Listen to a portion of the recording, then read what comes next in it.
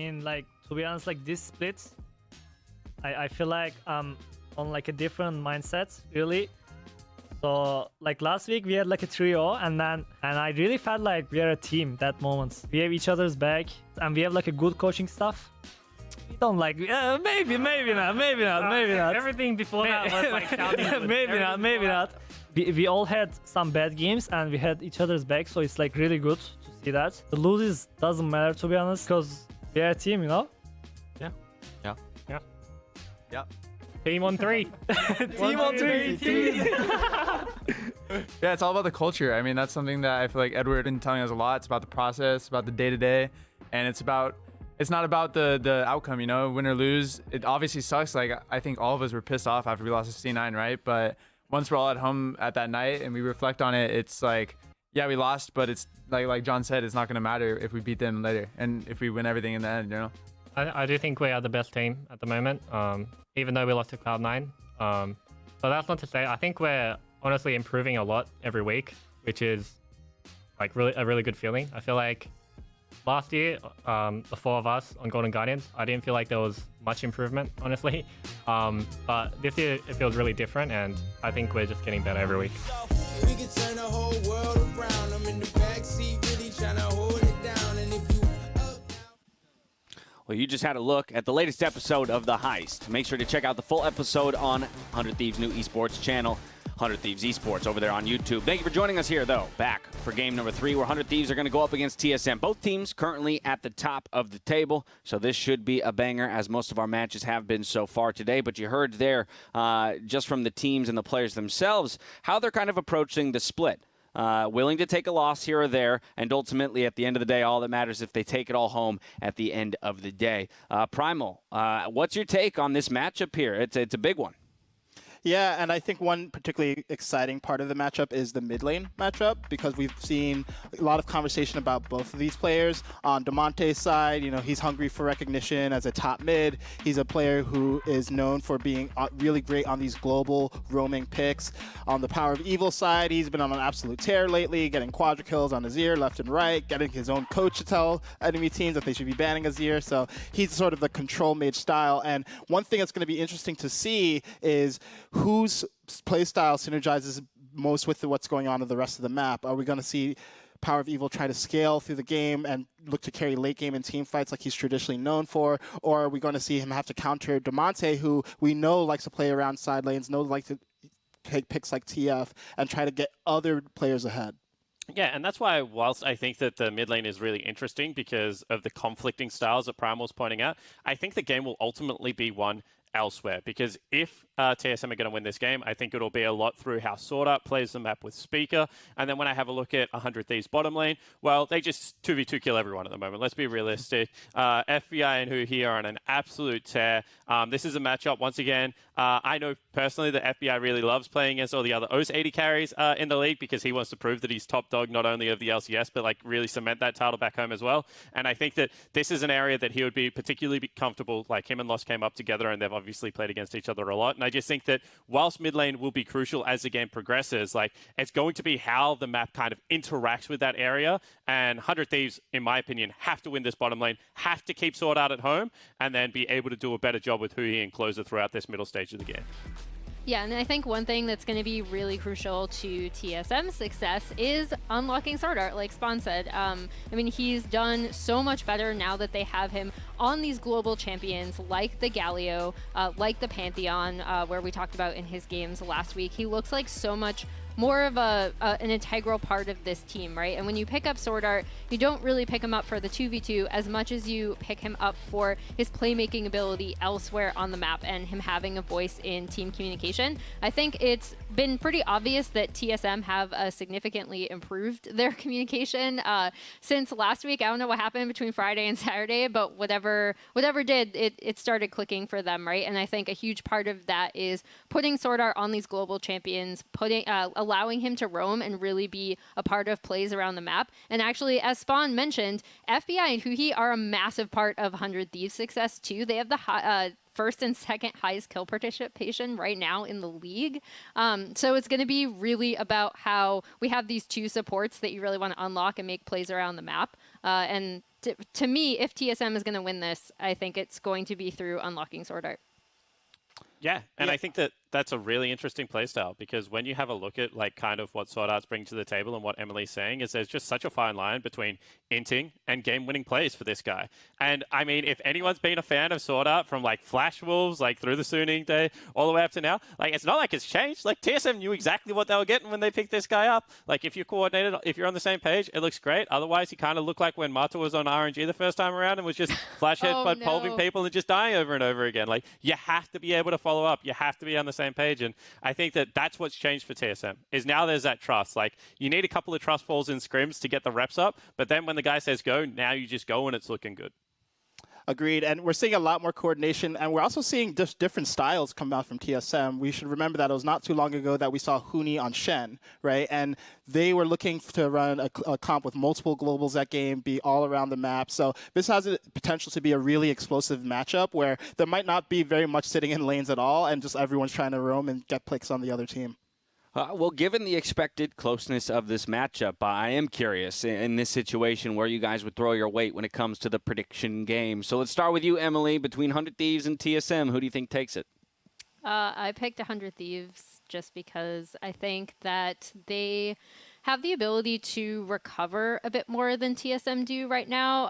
And sure, part of that is this whole like leaning on their prior communication kind of narrative thing. But I do think it's true. I think that when their plans go awry, maybe because they're diving bot tier 1 when they shouldn't be, they are able to recover pretty well. And that is due to the communication and trust that they have in each other. And it's not that TSM can't get there. It's just that I don't think they're at that point yet. Spawn? Yeah, I'm going to go with 100 Thieves for a couple of reasons. Like, first one, I think they're like better in nearly every single position, and that just helps you out. Secondly, I'll never bet against my boy FBI. Like, I'm obviously a massive fan of FBI, and I really think that he is a great player. And then thirdly, I actually think that 100 Thieves just play the game the way it's supposed to be played at the moment, and TSM doesn't. And I think a lot of that is around their mid laners. And that's not me saying PoE is a bad mid laner. I actually think at what he does, he's one of the best. But at the moment, the game dictates you to get your mid laner involved more early in the game than what PoE has been able to do for my liking. And I think that Demonte kind of does that the best, maybe with perks, out of anyone in the league. You know, that second support to the jungle. And I really think that's where 100 Thieves have the edge in this game. Primal, close us out. I think it's 100 Thieves as well. You know, just like Spawn said, I think right now the meta sort of favors the style that 100 Thieves has from a point of view of mid lane integration and what they need to do for the team on the map. I also think that TSM, despite not looking as bad early game, they're still not a great early game team. Even against EG, we saw them fall behind, and then EG kind of ran it down a little bit, contesting blue and giving up some free kills. And I don't think 100 Thieves is going to create those sorts of openings for TSM if they manage to get ahead with early side lane dives. So I think it's going to be 100 Thieves, but I think it's going to be a close match. Well, yeah, some thoughts from us ahead of that matchup. We heard from the 100 Thieves guys themselves in that Heist video that they think they're the best team in the league, even after dropping a game to Cloud9. They'll have to prove it here today against TSM. To see who comes out on top, let's throw things over to Freak and Azael for the call. Thank you very much, Dash. Hello, and welcome to the casting for this game. It's going to be exciting. TSM on a 5-game winning streak. They are 1 loss behind first place. 100 Thieves, they say they're the best team. They're also just half a game. This is the game to keep up in first place behind Cloud9. So 2 very, very strong teams in a battle right in front of us. Yeah, it should be really exciting. You know, as they said, we got to watch a little bit of that 100 Thieves content. They feeling like they are still the best team in the league right now, trying to prove that against TSM, who has been incredibly hot, you know, has been winning so many games in a row now, and does feel like they have found an identity. It has been very much about Huni playing weak side, whether he's playing a tank or Gnar or whatever, and playing more towards Sword Art and Lost. Power of Evil has been sticking to what he is comfortable on. And as Bjergsen recommended yesterday, Azir is going to get banned against Power of Evil because pretty much every time he gets it, they just seem to win. He was saying that in an interview last night, teams should be banning it against him. And well, I guess 100 Thieves was watching that interview. Also, you know, just the games that TSM played. Turns out, yeah, PoE is really good at playing Azir. And this is something that Kaizen... yeah. That Kaizen or Primal talked about, which is... or it might have been Spawn, I forget which, sorry. But, you know, hey, PoE is really good at playing selfish about me mid laners, and he's really good at that style. But, you know, maybe optimal gameplay as mid laners should move around the map a lot more. But, hey, TSM can make it work because PoE is really good at the Azir style of it's about him, he's going to be the big carry. Regardless, Champs League has begun. Loss has gotten himself the Kai'Sa. And something I've been kind of waiting for Power of Evil to potentially bring out is the Victor. It's something that we've been seeing get more play. We just saw it earlier today as well. I think it's actually quite strong in solo queue right now. It scales incredibly well alongside, you know, that triumvirate of champions that a lot of people are playing right now. You know, the Azir, the Orianna, Syndra is in there too. I do think it actually outscales. And you have really good push. You can punish people if they want to roam. So if we do have, you know, somewhat of a global roaming champion for Damonte, this is a champion that can actually shove in with the upgraded E very quickly, get down turret damage. Lichbane second is pretty common on Victor, so I do like that as a potential style here for TSM. But send a TK for 100 Thieves, their bot lane locked in. We have both the bot lanes already secured here. TSM first picking that Kai'Sa as they did yesterday, securing their late game through bot. And we're going to have Sword Art playing the Rel, which should be pretty interesting. A lot of engage drafted very early on here for TSM.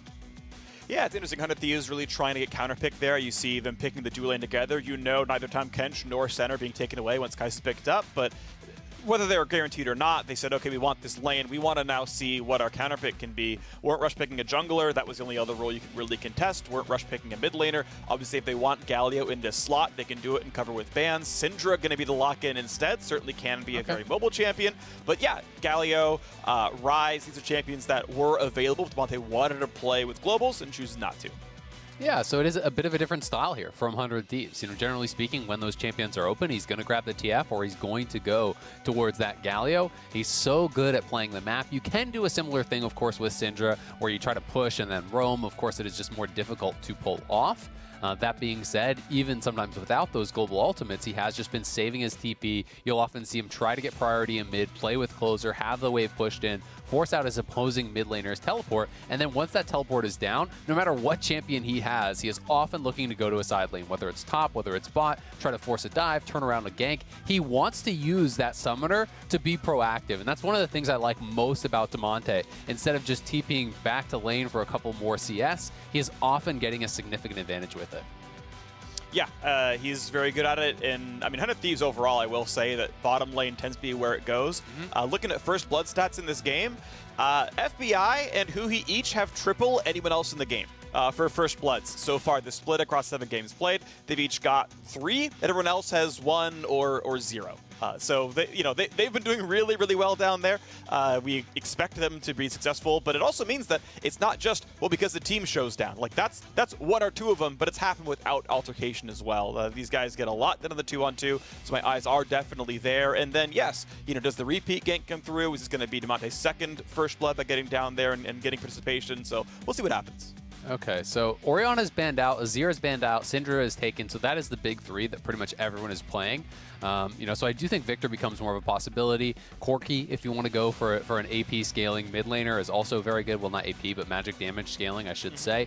Hecarim, obviously, physical damage jungler. You have magic damage from your mid lane and your jungle on the side of 100 Thieves, so they're looking for a physical damage top laner, which I think makes a blind Gnar or something like that risky, given that Aurelia is up. So we'll see if TSM wants to pay respect to that, or if they're just going to be willing to blind something like a Gnar. I think a tank would be safer in this case, knowing that it's going to be physical damage top. And yeah, Victor comes through. So I think it fits well. I mean, I do think this is a champion that can lane pretty effectively, especially when there's magic damage mid and jungle. You can go an early Verdant Barrier. I think that keeps you fairly safe against being burst down by a Syndra, and you can just scale into the later stages of the game. The Gnar, I do think, is very risky, though, because, like I say, Aurelia is open. You can even go range versus range with Jace. Like, there's a lot of options here as far as physical champions that are kind of scary. So Huni is blind picking this, and if he's going to play weak side, someday is someone that can maybe punish him. Definitely agree, but the question is, does 100 Thieves actually play around topside? Certainly you could choose to ignore Senna, Tom Kench, like they're almost undiveable in a lot of cases. Jace does come through. So yeah, I want to see if Closer can switch his style up, you know, put some more effort towards topside, you know, try to exploit the blind pick from Huni. But otherwise, if it doesn't get exploited, TSM very clearly have stronger team fight, a lot of area of effect crowd control, lock people in place for Victor and Kais to just absolutely shred. Yeah, it feels like 100 Thieves, as far as teamfights go, you're going to have to play it a lot more slowly. You do have a fair bit of sustain between the Nidalee and the Senna. You have a lot of poke. You know, you could be fishing for Scout of the Week, trying to hit Shock Blasts and Spears and try to whittle your opponents down, try to play it a little bit more slowly. But it doesn't feel like there's great setup anywhere for the Nidalee, and if you are trying to play towards top lane, it's more about, you know, pushing in the Gnar, chipping him out, and then trying to dive him. It's not like you have a Renekton to set up for the spear or anything like that. So they can still pressure, but it feels like as a result, it's going to be harder to just go at Huni unless he's under the turret and already poked down. So we'll say if he's just going to use this Nidalee to try to chase around the Hecarim, because it is a very good matchup into that Hecarim, and a lot of players will just pick this independent of the lanes purely for that jungle matchup to try to counter jungle the Hecarim, keep him down on levels, just utilize your lanes to try to push in, and you try to go invade this Hecarim, keep him from getting a free level 6, and hopefully make him irrelevant. All right, we'll see how it goes. We're on to the Rift here for a battle of two exceptionally top teams. 100 Thieves still on pace to sit in first place at the end of the day. And TSM with 5 wins in a row have turned around their shaky start to the year. It's been improvement on improvement. So, top of the table battle here between these squads. And as you mentioned, Azale, very little crowd control on 100 Thieves. Starting out fights can be very, very difficult, but if there's someone who can do it, hey, look, someday with the Jace counterpick, that's a possibility to play side lane. We'll see if it can happen. Otherwise, TSM's team fight is going to be really scary and very hard to deal with. Not too big of a surprise that it is going to be Spectral Sickle for the Senna. She is going to be playing no farm, expecting to get stacks off of the Kaisa and the Rel in lane. Exactly. You know, we saw this earlier today, but it was a farming Senna. I think that was largely due to the fact that it was actually a ranged support. And when you have, you know, a lane like the Lulu Ashe, they can actually harass the Tahm Kench very heavily when he tries to farm. So that's why they had the Senna play the farming role. In this game, it's not as though the Rel is going to poke down your Tahm Kench heavily when you're trying to farm. Yes, Kaisa can get an auto in here or there, but it's not going to be a big deal. And I do think that this setup is actually just better in general. So if you can get away with it, if your Tahm Kench is not going to be punished too heavily for farming, then it is really nice. And someday here on the Invade, we'll try to harass Spica a little bit, I think, but you don't want to get too crazy because when they actually hit 2, he can skill his E and potentially punish you for this. Yep, but Someday just going for as much damage as possible, wants to poke down Spica, and honestly wants to keep Huni from getting to lane for the farm, but won't get stopped too much there. At least slowed it down. I mean, ultimately, Someday's not going to be picking up or like losing any gold or XP, and he managed to slow down Spica, so it was a good play. It is still going to be something you can't super easily measure, but it should add a few more seconds of Spica's jungle clear. I also think it's pretty cool because when you take in consideration where Closer is starting, Closer is going to do a bot to top clear, right? And I talked about the way that you could actually kill off the Gnar is poking him down, pushing him in, so he's trading HP more effectively there, knowing that Hecarim is likely going to path towards bot lane, his Nidalee would be coming up towards top, and if both of these guys are low HP, if they're trading heavily, if it is a volatile lane, then maybe the Nidalee can swoop in and try to capitalize on that. So we'll see if Closer can do anything about this, and if Someday continues to really trade back and forth, he would want it to crash on this wave, then bounce back, so that Huni is being pushed away from his turret as Closer arrives at top lane, if they're going to try to do something like that. Alrighty, well, the wave is stacking up, so this is one that, as long as you hit it reasonably fast, it'll crash into the turret, and it's going to move around. Yeah, look at Syndra. Syndra's moving up towards top, so they actually are trying to do this potential third wave dive, but Huhi in trouble on bot side.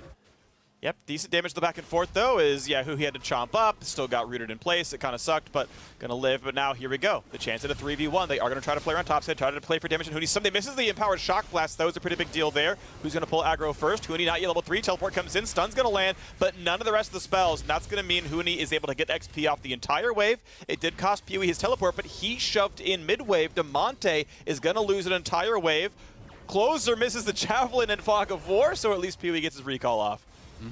So not bad. I like the little bit of pressure. The one thing the 100 Thieves did lose while going for this is Hecarim power farmed the whole time, right? So Hecarim actually did a 6-camp clear and will get an uncontested scuttle. So it was the risk versus reward here. They were hoping that they could get a kill or at the very least zone him off. As you say, it did cost the teleport, but that is actually traded back as Damonte did have to TP towards mid lane. So overall, I think TSM came out on top in this trade. Because somebody didn't really end up with much of an advantage, and Hecarim got a free level 4, got a 6-camp clear into a scuttle where Nidalee could have contested him and potentially double scuttled him. He gets a decent early buy, and he is going to be able to get to level 6 probably pretty unscathed. Alrighty, gonna feel good on that side. Nice stun by Huni. Not gonna go for any more with the boulder toss. Might have been on cooldown. Knocks down most of the wave. Gets the shove in. This is gonna be a reasonably easy recall if he wants to take it. Looks like he will walk back and do so. Someday we'll end up having more total CS. When someday recalls, he'll have more items, so we'll see if he can punish further. Of course, he took his own recall earlier with the tier, but next time around it'll still be higher. So look for what that one's going to be.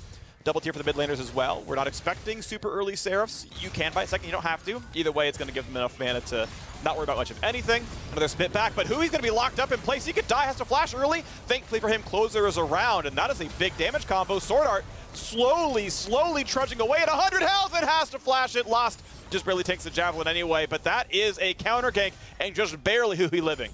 Yeah, Hui barely getting away. Sword Art as well, though. If that first spear did connect, there was potential for Closer to flash in and maybe kill off Sword Art. They do eventually force out the flash, and it is an even trade in summoners. Both of them off of the supports. The heal's gone from those marksman players. Closer showing up at the right time to bail out his bot lane.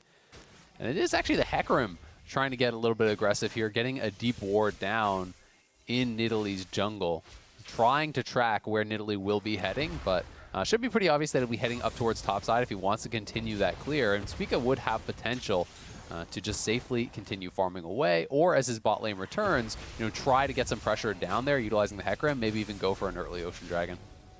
Little chunk there from Power of Evil. Demonte takes one more ulti tick and going to walk back to the lane, but just spending cooldowns, trying to deny farm. Apparently TSM do not think there's going to be a dragon fight in the next minute and a half, so he's happy to blow the longer cooldown there. Nice sidestep by Huni as Someday is first level 6. Not terribly important on Jace, but has it all the same. 15 CS lead as he takes his recall. Huni will clean up a fair bit of this one himself. You can see a still 300 to 400 gold difference between the teams. 100 Thieves overall farming better. That's how Hui wanted to play it, is to not be in the crash down AoE when he devours FBI. With that not ever landing, there's not much you can do. Ulti's going to come across. Good flash, gets PoE away from the stun. Takes a bit of poke, but nothing else. And, well, that is still flash down, so a good play. Close has been at 3 ganks now this game. Sadly for him, none of them have been kills. None of them have been kills. They have forced out some summoners at the very least. He did save his bot lane from dying, now forced out a flash mid. We'll see if they can capitalize on that, but Sword Art now here on the roam, and Damonte is still low. Ooh, stun into stun into stun. Damonte's got nowhere to go. He's not going to burn the flash. First blood comes through. What a roam by Sword Art and a kill for Power of Evil. That was really nicely done, but it was a setup from Power of Evil. Damonte was just slow to get out of the gravity field there, and as soon as he got locked up, it was a guaranteed follow-up there from Sword Art. So just dropping the gravity field, Damonte stepping forward to actually cue the ranged minions, and as he did that, Power of Evil immediately dropped the W on him. And you saw Damonte did not immediately turn around to back it up. He wanted to last hit there, did not expect that the support would be in position, and once that stun lands, you are dead. A good combo against Sword Art on the roam, and it worked nicely. Hex Flash out of the brush. It helped kind of delay the reflexes, because, I mean, if Damonte's like, I'm in the middle of Gravity Well, and I see Rel, he probably flashed at the start. But he's like, I can walk out, no one's here, and then it was too late. So, well played all kind of sides there on the TSM point. First blood for them, but it only keeps the game kind of equal. You can still see the farm differences have put 100 Thieves in a winning spot gold-wise. Yeah, I think they're doing pretty well as far as the farm does go, but as you pointed out in Champion Select, I think TSM does have kind of the easier go buttons as far as the 5v5, and we'll see if they can punish Hui here. Double Sun comes in twice, but they're focusing onto Lost. Sword Art really can't help him. He just kind of waddles away. And hey, Speak is down here. Speak at level 6 on the Hecarim. Not going to go for a gank, although, I mean, yeah, Close is on the way down. Damonte was moving that way as well, but they didn't know he was there. I think he could have, if no one was there, that would have been a possible gank, but it was going to be countered. So we'll see. I think a lot of it's just going to come down to the 5v5s. Neither team is actually trying to push the pace by going to Dragons. Generally, if you're a team that isn't playing engage heavy, you want to play around those neutral objectives because that is a way you can force your opponents to come to you. That is a reliable way you can start a fight if you are threatening a soul, right? but 100 Thieves has not collected even a single dragon at this point. So TSM is going to have a lot of time to try to just scale up on this Victor. They're going to have very strong wave clear. They have great engage in 5v5. So I do like their position in this game, all things considered, despite the fact that they're down a couple hundred gold. Looking good then. Yeah, as you're mentioning, the team fight's definitely going to be powerful, and at some point they will start the dragon stacking. I guess I'm not really surprised they haven't been going for it yet, because Sordat's been busy doing other things like giving PoE his first blood of the season. But, you know, as we're mentioning though, unless you really think TSM is just going to outright, just in general, scale better, I like the idea of them having the pressure of, hey, by the way, Dragon Soul's going to happen. You can't have someday sit side lane forever, or eventually we get Soul and win the game with that. So I would like them to start that stack soon. Yeah, and on the other side too, right? I mean, if 100 Thieves is trying to create some sort of an advantage and force a fight later on, the only way they really have to do that is showing up to a neutral objective and trying to make TSM come fight them. There could be a scrap here though. Sword Art is on the roam a lot faster, so TSM does have the additional members, and I think as a result, 100 Thieves will have to just give it up. Yep, I popped yet again, down to 1,300, and realistically outside of a steal? Yeah, okay. Good hesitation. Speak is like, look, it's not in smite range yet. It's out of shock blast range. Let it go in. No big problems. Sword Art kind of moved to block, but yeah, didn't matter. Level 6 there for the Rel is going to be comfortable.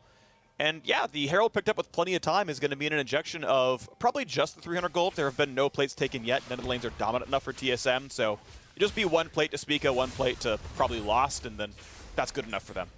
And this was a pretty nice take from TSM because they didn't actually really lose much of anything to go for it. Oh, that spear was just short. Yeah, just a little bit short, just to the side. PoE walks away safely, puts the ulti back on Devontae. He nearly found that stun, but just going to be a bit of damage traded in, not too much else going through.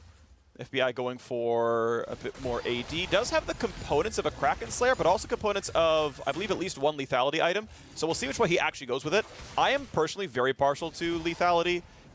Senna, I think it's still her best build overall. I know people are trying the Kraken Slayer Rageblade stuff. I'm still not the biggest fan there. But if you are trying to match pure teamfight DPS, Kraken Slayer does, you know, maybe do a bit better at that for killing champions like Rel. Yeah, and I think because there are, you know, a lot of frontliners here, he probably is going to go for a Kraken Slayer. You know, that would be my assumption. You can see he's nearly at 50 souls collected already, up to 48. So closing in on that third range upgrade, which will be nice, and we could get a fight here.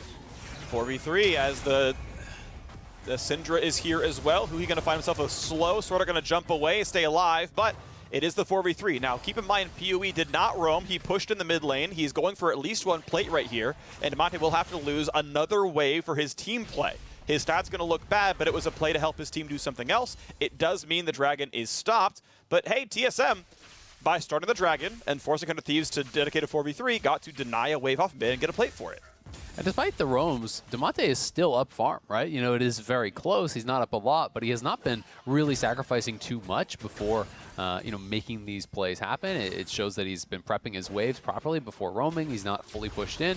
And yes, PoE does then try to push him in after he leaves, but hasn't been getting punished too much. Sword Art, though, up to the top side, looking to try to get something done here with Huni. He's here again. Someday has flash. He's gonna burn it, but still gets stunned on the way out. So he's gonna go back for the re-engage on Ahuni. Good flash gets the Dart to safety, but Power of Evil is teleported topside, and he's 2-0. Nicely done. TSM proactive on the map here. Sword Art makes a roam to mid, gets a kill there, makes a roam to top, and lo and behold, Power of Evil shows up, says, yep, I'll take that one too. The Victor gonna be 2-0, and they can probably take a full tower here potentially. Yeah. With Spica up here with the Herald, 2 plates already gone. I think they just drop it and take this turret, put Huni in a position where he doesn't have to continue laning against that Jace if he does not want to. TSM could start moving around the map, trying to stack up those neutral objectives. And this is another really good play here from Sword Art, who, you know, hadn't had the best track record on these roams in the earlier games, had been you know, more successful picking more for his lane when you think about the Pantheon games, bringing people to him. But this game, he is swapping it up, going back to the roaming play, and really executing well on it. Yeah, I mean, totally agree. When you look at first blood stats for TSM, and I mean, any player in this game, the only players at 0 were their top mid laner. Going early to those lanes did not do anything for TSM. Up until this point in the season. This time around, one single roam, and a great one by Sword Art, and good follow-up by Power of Evil. First blood over there. Do it again for Huni with the PoE teleport. There's this doesn't count as first blood, so sorry, Huni, you're still at 0, but, you know, the laning phase kill still comes through. In the lane where he got counterpicked. So not only are they doing just fine in bot lane, 123 CS is outstanding, honestly, for Lost, but Sword Art has gotten 2 other kills to his team, so they're winning all 3 lanes.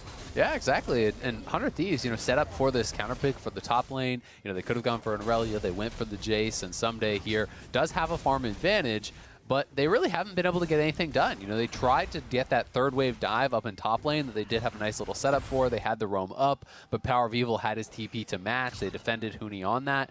And now you're kind of in this situation where the Jace hasn't really gotten too much done for you. Yes, you can still look towards the later stages of the game. He has the tier, he's going to build lethality, and will have some pretty powerful poke. But the answer to poke is generally hard engage, and TSM has so much of that.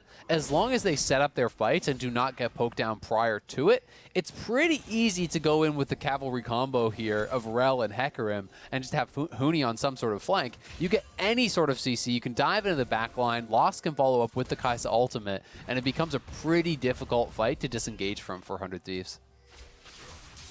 And it's going to get probably more difficult over time. Yes, they got themselves a dragon, so they can stay away from the big objectives, but you can still find yourselves getting these dives and making these kills happen. That control ward, yep, that's a miss. I believe you did not land that one appropriately, Spica. The icon changes color when you hover inside and outside of brush. The game tells you that you've done it incorrectly. Spica's like, that's fine. We're going to do it anyway. I'm a hipster. I just want to see a little bit more towards that wolf camp. I mean, it's a tough skill shot. Sometimes, sometimes you hit them, sometimes you don't. But you know what, Freak? You miss 100% of the wards you don't place. So that's true. That's true. So he's going for it. He's got something down there. We'll take that. Yeah, speaking of saying, look, I am the ward. The ones I place down aren't nearly as important. It's fine. I'm going to have vision. We don't need these little sticks on This board. joke would have worked better like a year or two ago because Spica's been their best player and pretty aggressive. Yeah. But it's TSM, so it still works. It's the best part. Yeah. You get the, okay, yeah. I get it. Yeah. Like Sordat's had sick roams. I can still call him a ward this game, and it'll still be funny. I mean, you can do it. No one can stop you, I guess. Yeah. So, you have that going for you. All right, well, Zhonya is completed here for closer, going straight towards that. So it does feel like it's more of a build towards the team fight. I think he realizes at this point it's going to be less about the skirmish. It's going to be more about absorbing that potential engage, that dive, which the Zhonya's could help him do. And if you hit a spear in a team fight on someone like the Victor, it can allow you to dive in, get a tremendous amount of damage out, then go into the stasis to try to draw a lot of attention, a lot of pressure. Because thus far, it really has felt like TSM is in control. They are the ones playing a game that I think is more the pace that is suited to their comp. And TSM is going to be pretty comfortable with that. Their mythics are starting to come through here. We'll see if they can get Big crud taken, but not going to be able to.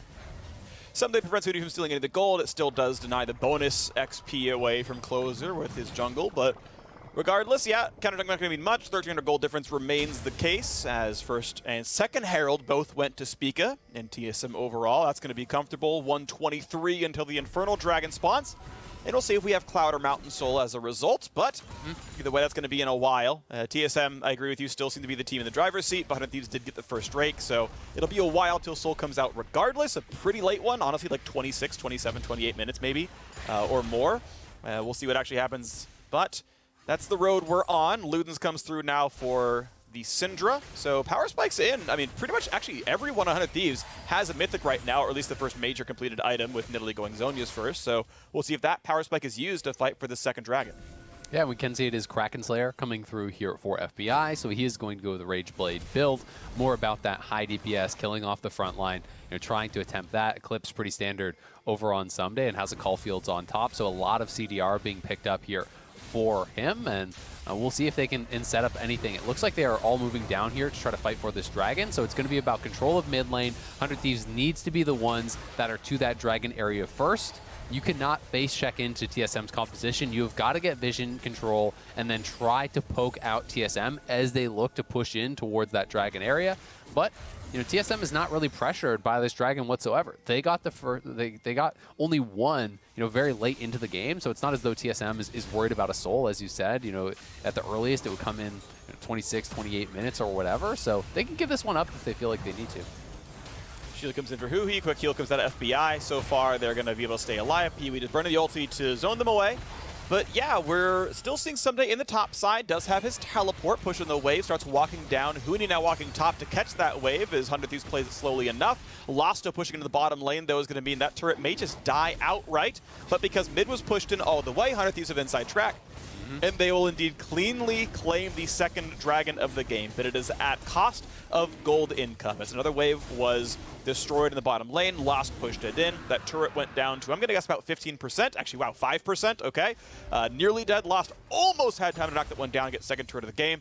But the gold lead is growing. It's 1,500 now with just the 2 kills, not, doing more than that. So farm is also obviously positive. And top is now being pushed as well. Sword Art waiting to help with Huni if Someday goes aggressive. Oh, this and could he be is. a kill. All right, big damage comes across. Huni's down to 400. Nice stun combo comes across. Sentinel's going to get a shield on there, but Someday is still going to run out of health as Sword Art just cues him, ignites him, he heals up, he flashes, and it's time for Spica to run in and do the drive-by smite. TSM 3-0.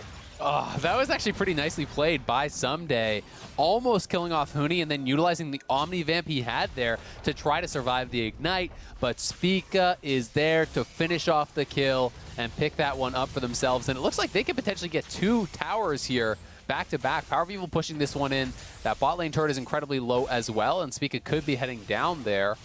So TSM, they're going to be extending this advantage. Someday, has been doing a good job picking up more farm than Huni, even since that tower did go down. He has been extending his lead, but Huni with just a really nice bait here. As soon as Someday goes in, they have the E for the stun. Sword Art flashing in with the WR, lands the E for the stun, drops the Ignite, and then they actually start backing off thinking the kill is there, but Someday turns, Omni Vamps off of the minions, then flashes out of the boomerang, and you're thinking, really nice escape, until you see Spica sliding in, smiting him off for that kill. Yeah, well done overall. Obviously the best Someday could have done. Didn't know that Sword Art was over in that brush, so yeah, maybe it could have been more defensive, but you can see how this gold graph is gone. We got about 12 minutes in, and then bam, 1 gank top and a tower crashing into big surge of gold, and TSM has not let up. One thing you can say is that yes, dragons have gone the other way. This is going to be eventually a concern, but TSM are playing for gold income. They're not playing for eventual buffs down the line, which they may just control anyway. So TSM's sort of goals here seem completely acceptable. Turret will still take a lot of health off of Shelly, so second turret will be much harder to kill. It may just be denied by Demonte. Yeah, they did get mid lane turret as well at the same time, so up a pretty significant amount of gold. And yeah, it is the threat of the soul, but I mean, they're not even going to have to fight for the next dragon for a couple more minutes, and they're in such a strong point now, TSM, that it's going to be difficult for 100 Thieves to win that fight. And even if they win that next one, they've still got to show up 5 minutes later and hope that they can do it one more time. I also think that the Cloud Soul, it's probably not the best one for the 100 Thieves side. I think it's actually a lot more beneficial for TSM if you're thinking about, compositionally and champions that can make the most out of it. Of course, move speed is always going to be strong, but I think, given their composition, they would have been a lot happier with something like an Infernal to try to empower their poke and allow them to really whittle TSM down. Yeah, for sure. Ultimately, though, it's just going to be move speed, which, hey, maybe lets them get away and not be engaged upon, so you can kind of take the opposite side of that one. But yeah, I think Infernal would have been really nice. Just like, well, my javelins just do 300 more damage. Or like turns out I can poke you off. To maybe yeah, get sure. one shot. Yeah, exactly. Survive the engage and get out. But either way, this is the state we are in. It is going to be eventually move speed is going to be eventually ult CDR, which hey, by the way, really sucks for Someday and closer. That's a whoops. So we'll see if they even get use out of that one. Huni theoretically in an ideal game can ult twice in a transform with enough Cloud Souls and items. So look forward to that one at level 18 if they can ever get 4 Drakes in. Yeah, the Cloud Soul Kench, that's going to be what TSM really has to watch out for. Tom Kench just zooming in after the ulti, popping up for the explosive engage. Yeah. But lick you once. Yeah, unfortunately the move speed, doesn't make him lick any faster. He just kind of runs at you. He just gets. It should do more damage though when you think about it, like, thematically, because he's kind of getting a better wind up, right? Like if someone's running at you to smack you up, and they're running really fast, you're probably a lot more scared than if they just kind of like walked up to you slowly and then did it. So I really think they should look into that, some balance changes perhaps. Yeah, just pick up a dead man's plate, just put it natively on the kit. In fact, I think as Tom Kench runs faster, he should just like roll into a ball and just like spin around really fast. And if he hits you, maybe like knock you up.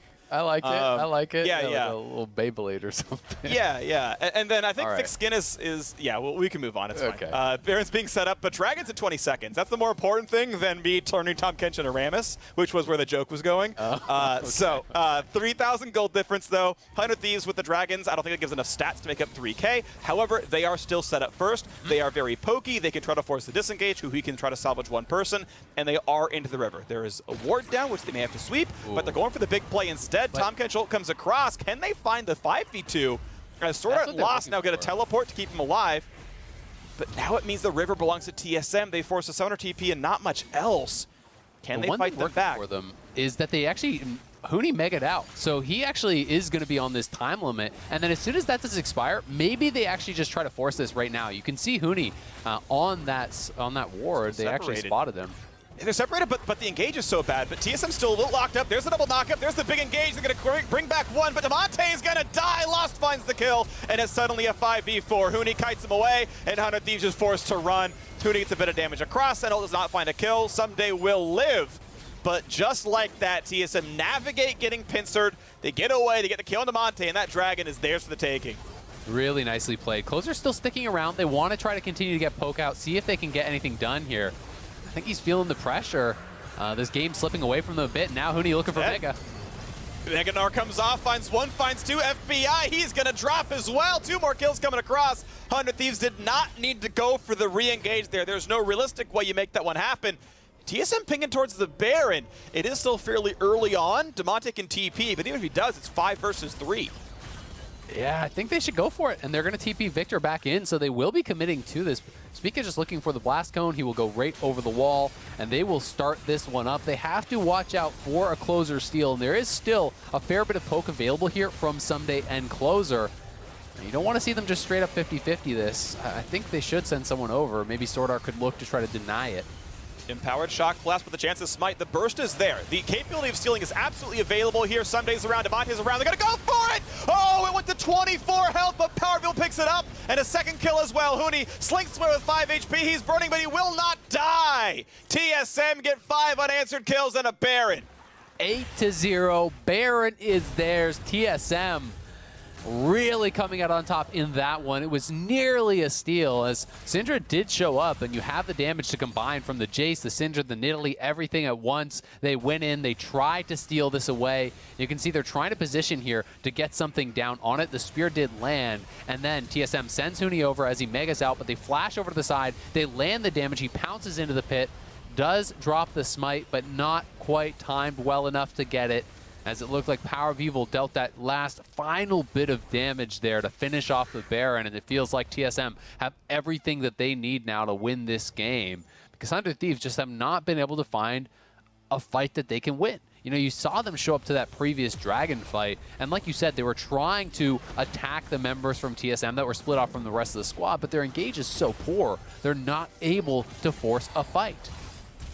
Yep, here we go. Sword Art has been found in a 1v2, and he's like, yeah, it's fine. You can't land a stun on me. I'm just going to jump over the wall. Like, this is the level 11 support. Face strikes a jungler mid laner, and nothing happens to him. He comes out with more health than he started. It's just, yep, there's not much you can do. They didn't draft any crowd control. That's why I was so set on Someday being the important member, because maybe they could side lane it. But now a chomp in from Hui. They finally find a little bit of something, and Sword Art goes down. Second kill of the game finally comes through for 100 Thieves. Hui has delivered them both. That man's plate even is there to keep running faster, but it just does not mean enough. The gold lead's still 7,000. More turrets going down. Hey, by the way, a solo kill. Lost just took down Demonte through the Syndra ult, so he's clapping. Mid lane 2-2 drops as well. Bot lane, top lane, all of them under fire. Spica's still side laning right now with the Baron buff on, and 100 Thieves still stuck in mid. Yep, and no one is answering Spica. You know, he's up there in the top lane. Lost is going to be able to take down this turret. Maybe Someday can kill him. We'll see if he even wants to go for it, though. If you chase past the minions, the isolated Q damage does so much if all of those Q bullets do hit Someday, and he may just get killed here himself. Decent damage, puts him in 300 health, but it's not going to be enough. Now Spica is going to be the target. He is exhausted, but B just summons Spectre Horses, gets all the way out. Tom Kench, I got to find him either. Yeah, he's a very fast horse. He pops the Ghost. Already had done that, and he's just gone. Not a lot 100 Thieves can do. It is almost impossible to lock these targets down. Yeah, this is not even close. TSM are just running them around the map. At this point, it really does feel like it's desperation time here for 100 Thieves. They're just trying to find any fight they can force. They're trying to look for picks, but the engage they have is so bad. There's not really any chance of them being able to pick people off. So TSM are so comfortable to just spread the map. They know they have the opportunity here, as we saw this kill. Gale Force in on top, lands the Q, gets that point-blank ultimate just to absorb Damonte's ulti coming back to deny any chance of him bursting him down. And TSM playing this really well, utilizing the Baron across the map here, setting up for this next potential dragon, extending that gold lead even further. They're now up 10K. And you can see that really showing in the itemization here, as fully completed items are ahead across the board. An additional item here in the mid lane, additional item in top lane, additional item on that marksman. You know, it really is showing itself here in the itemization. Yeah, and I think I can say with no exaggeration that Bjergsen is the best coach in LCS history with how quickly TSM have improved over a mediocre lock-in and a very bad first week of play.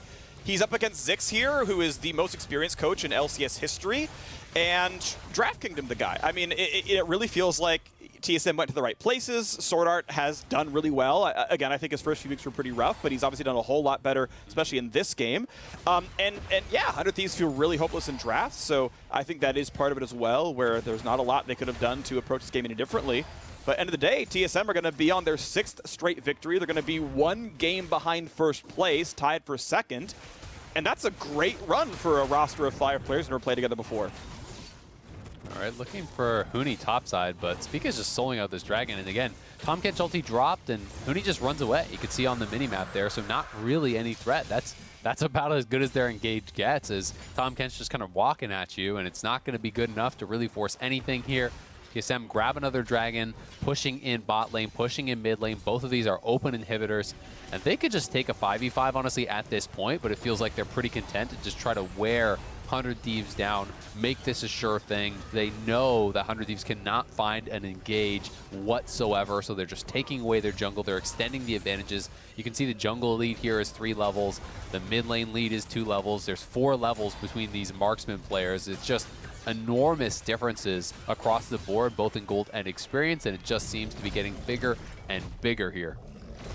All right, so TSM probably aiming around Baron number 2 to close the game out. They've already knocked down most inhibitor turrets. There's only 3 left inside the base overall, and those don't grow back. So 1 final reset, 40 seconds in the timer. Get the wards down, control the jungle, control the river, and hope that there's not a miracle steal from closer. 3-level deficit in the jungle is going to help that, but there's always a lot of damage coming around. It can always be difficult. That seems to be where the play is focused. 1 item slot to go for Power of Evil, 2 to go for Damonte. I mean, yeah, the power levels are so disparate here. Baron only closes that by about 8%. I'd like to point out how much farm these mid laners are getting. It's pretty funny that Damonte is at like 12 CS per minute and is down 40 CS. They are just soaking up incredible amounts of farm. 385 CS plus 4 kills for Power of Evil. We're 31 minutes into the game. He's going to hit 400 probably by 32 prior to 33 minutes here, which is just an insane pace. They're so strong. And in most games, Damonte, you would expect at this current mark to be way ahead in farm, but they are just getting absolutely kind of run around the map, and it's allowing TSM to soak up their opponent's jungle to get every single wave that they want. 100 Thieves are just trying to run around as a squad and find any fight that they can. Banshee's Veil at least gets popped off of Power of Evil, but it's still not going to mean too much. Spica walks away. FBI takes a little bit of damage, but he's going to be fine as well. Can get the heals up before too long as well. Top lane inhibitor turret is gone. Baron not going to be the play just yet. Here comes the hard engage. Sword Art finds 3. Here's the horse. He's over the top. It's the equestrian combo, and this game is over. 100 Thieves. They're down to 2 members left, and the chase down's going to come in. That's going to be Someday trying his hardest. It's not going to matter. Huni is there. There's the shuffle. There's the double. There's the game. TSM, 6 wins in a row. 100 Thieves claim that they were the best team in the game. They're not even the best. Oh, I said it wrong. They're the best team in the LCS. Not even the best team in this game. That's going to be TSM knocking down the Nexus turrets. They're going to knock down the Nexus. 6-2. TSM looking sharp here. You tried your best, Freak, just like 100 Thieves, but both of them weren't quite enough today. TSM crushing through this game. looking so dominant in this one, start to finish, covering Huni in what was really the only attempt at a dive this time around for 100 Thieves. They really did shore up that weakness up on the top side. They knew 100 Thieves picked for it. They had to cover their top laner. They did so. And Sword Art was such a standout in this game for me. The roams from him, getting a kill mid, getting a kill top, felt like a very strong early game from them. Spica not punished on the Hecarim, able to get an easy level 6, and TSM felt in control at all points and really did make this look pretty easy.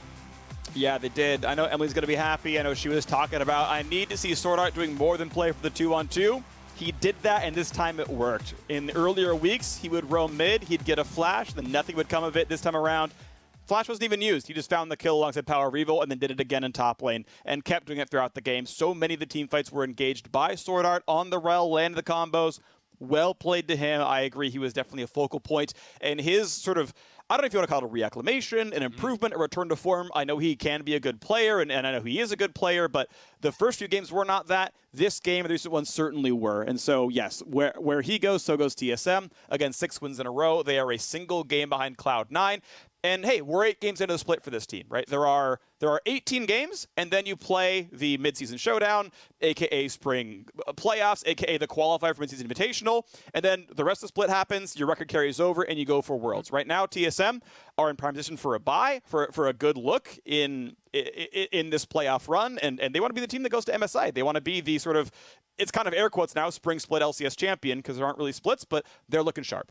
Yeah, they are looking really, really good. And I think it makes sense that Sword Art is looking better, right? You know, those earlier games, he just looked straight up off. But this is a guy who, you know, is very good as far as the game is considered. Like, he was just in the World Finals. He's been at the top of solo queue all split long since he got here. It's not as though he's slacking it off, taking it easy. He's grinding games. He has been crushing it in solo queue. And now those results are transferring over to the stage. TSM feels like they're coming together, feels like they're getting better week over week, and other teams are going to have to stand up and take notice. They're going to have to. TSM doing a great job right now. So after the break, we will hear from Spica in the Verizon postgame interview, so don't go anywhere.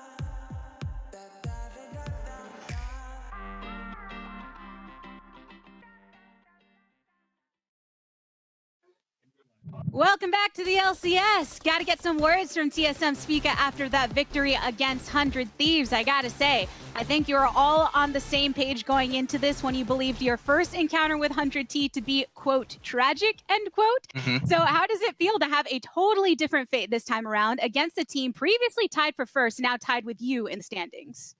I think we played really well today. We have been, after I think last week when we played really poorly, we reflected on like our own gameplay and how our team wants to function, and we fixed a lot of the problems. And I think today we played really well. We played well to our win condition, and then we played really smart and we just choke them out in the end. So I'm really happy with our performance today. Yeah, 100 Thieves have been such a threat when it comes to the early game with a lot of their Drake control. So looking into your win condition for TSM, why do you think you were all able to so effectively have a grasp on this game right from the start? I think it's a combination of them not really. I think they had a one-play top lane, then it failed, and after that, they're just not really doing anything. And I think Power of Evil played really well this match. He was smurfing mid, and then just a lot of pressure, so that's why they weren't really able to do like anything early game. And then if their comp doesn't snowball, then we just win the game pretty much. And just like a lot of the teams that are in the top right now, you just mentioned that Power of Evil was doing so well in the mid lane, but everyone is performing to their utmost potential. Sword Art, for instance, really seeming to come through. Can you speak on behalf of your support in this case a bit on how he has been acclimating to this team? I think everyone has been performing very well so far. Before, if your team is not really performing, support role can seem like you're not really doing anything. But I think our synergy has gotten better, and he found his role in the team, and that's why recently he has been playing really, really well. And I think we just played really well together. We fixed our champion pool issues. We picked champs that supports our play style pretty much. Yeah, I think you can see that from our gameplay where we're all very comfortable and we all just are on the same page pretty much. Yeah, I know Bjergsen said it in his interview yesterday and in the press conference about how over the past week it has all come down to simplifying the game plan. Is that when it comes to the champion pool, as you just said, being comfortable there, or is there something else to that simple equation? Yeah, I mean, I think it's definitely both. We're playing more through mid jungle. I think PoE has been playing really well, so we're doing everything we can to support him. Huni's been playing really great on weak side as well. So after we figure out, what's the best way for our team to play, everything just feels really easy. Well, thank you, Spica, for coming on by, making it feel easy for all the TSM fans out there as well. Thank you for having me.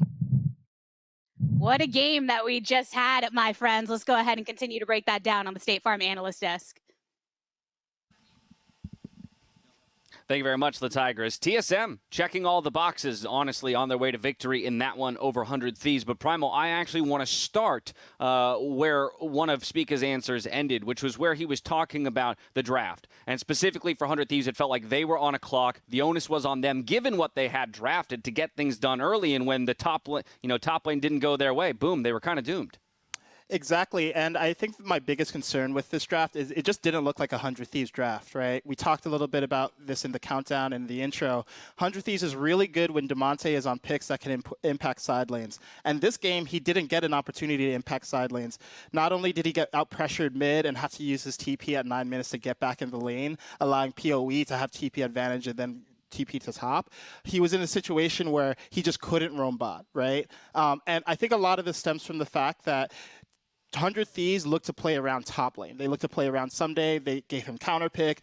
They early went for the gank top with Nidalee, and they weren't able to do anything because Huni has, as we said, developed really well as a side lane player. And once they were out of those tools, they didn't have anything to go back to their default game plan, which is usually get Damonte out of lane and impacting the rest of the map. So I don't think this was a great draft for 100 Thieves in terms of their play style. And I think it was also just a strictly hard draft to pull off as a poke comp. Yeah, I completely agree with Primal there. And the other thing I want to point out is when you're playing Control Mage, especially something like Victor, and you're playing into AP mid and AP jungle, it is so easy to just go the Green Charm, the Verdant Barrier, or whatever it's called, and just be able to like sit at turret and wave clear, and there is very little threat. And the other thing about this composition was the bottom lane wasn't able to generate priority because they were being pathed away from. And I've seen Senatam Kencha's lane get priority in this lane. I've also seen them give priority. But it's one of those lanes where if you don't have the push, it's very hard to regain the push because you don't get first touch on the wave. And because they went for that top lane turret dive, that meant that the Hecarim was able to get bottom crab, a 6-cam clear, and they didn't have any push on the bottom side of the map. And I really agree with Azael, where if you're playing this comp, you need early objectives. You either need like a perfect 8-minute Herald to be able to break open top lane, or you need to be stacking dragons from like the 5-minute mark with your earlier composition of Syndra and Nidalee, who are both online much quicker than Victor and Hecarim. 100 Thieves were not able to execute on either. And so this game looked just like ugly. And like TSM, like they just forced the pace of the game to be this slow, drawn-out, methodical game and completely crushed anything 100 Thieves tried to do. Things weren't working for 100 Thieves. Things were very much working for TSM. It was Freak who, at the end of the game, Emily said or theorized that you would be quite happy with Sword Art's performance, as you cited that being a major reason why you believe they would take it. Yeah, so this piggybacks off of something that Spawn already brought to our attention regarding bot lane priority, right? And so because TSM did have that prio bot lane, it means that Sword Art can roam up at around like 6 minutes and 30 seconds and go for this gank. It means that later on, they just send him topside after backing, and he's suddenly up in top lane. Once Sword Art was unlocked from that lane, he was making these plays, and like, yes, I mean, TSM didn't exactly have like a banger early game. There weren't like a ton of kills, but Sword Art was involved in every single one. So basically, wherever they sent this rel was where they were going to be making plays around the map. And despite the fact that I don't think it was like this huge dominating early pressure, like we already said about this draft, once 100 Thieves draft didn't get off the ground, what are their options? Well, I guess you wait for the Fasting Senna to scale, right? Because she's still like insanely good late game. But the problem is that TSM are also perfectly happy sitting back with this team composition and just being like, okay, like, you know, we have Victor, like, we're fine, you know, and I was really happy that they turned that bot lane priority into just sending Sword Art everywhere, and it just made this a really, really stifling game from TSM. Yeah, oh, absolutely. That, by the way, that Hecarim play at the end of that roll there, that was the most solo queue Hecarim play you've ever seen in your life. But I love your point. I love your point about the pressure that was being applied here to 100 Thieves, because here we'll see that pressure get to them. And Prime, I'm going to let you take this over as we talk about the setup here around the Dragon. Yeah, you know, so this is a scenario where it just seems like 100 Thieves doesn't actually understand what the win condition of their comp is. It's great that they're looking for fights around objectives, but what they want is for TSM to come for them, not for them to go to TSM, right? And we see them looking at the jungle, looking for Huni in the jungle, and at that point, it's so easy for them to get flanked by Sword Art, and then the entire comp falls apart because they don't really have a front line here. So if 100 Thieves wants to play the style, they need to recognize, okay, our job is to control an area, zone, use poke to whittle down the enemy, and then complete the objective and look to complete the dragon stack. And they started off the game looking for dragon stacking, but then they sort of fumbled and lost focus around that fight. Yeah, and just like to talk about kind of the pressure element of that, because I think Primal's exactly right, but because TSM's ahead, they like can come from multiple angles, and the fight doesn't look good, they just leave. Whereas 100 Thieves, they're behind. So they need the fight, right?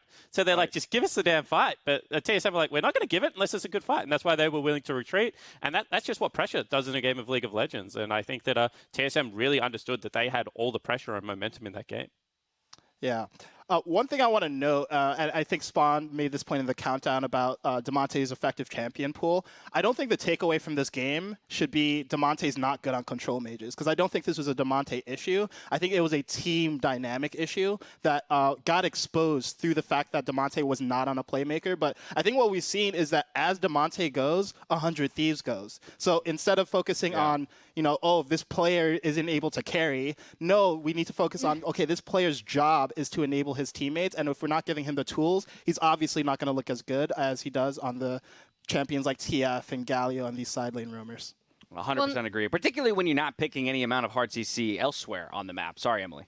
Oh, no, I was just going to say, and like we already talked about this draft, but once they were set behind after trying to focus topside, there were like very few options for them, right? So that's not on like, oh, Damonte is on Syndra. That's the rest of this draft is this kind of like poke composition that now we're behind and it's already slightly more difficult to play anyway. And that is another reason. So like, I also don't want people to be looking at this game and being like, well, don't put Damonte on Syndra, because like that's not the reason why they lost. Well, TSM turning things around here in weeks 2 and 3 of the split, looking absolutely like a top team and deserving their position in the standing. A reminder that tomorrow is the last day that you can sign up for the first round of the MasterCard On File sweepstakes. Save your MasterCard in the League of Legends client and use it to make a purchase by tomorrow, February 21st, to be entered into the sweepstakes. Grand prize is a $250 MasterCard gift card and additional $250 in RP and 1 mystery figure merchandise pack. For more info, check out the article on lolesports.com. Now we're heading to a quick break, but when we return, we got Team Liquid taking on Evil Geniuses. See you soon.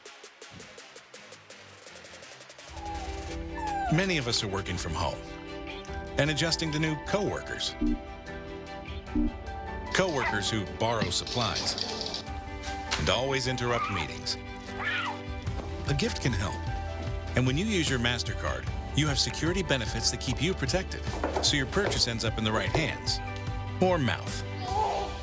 And your staff can start something priceless.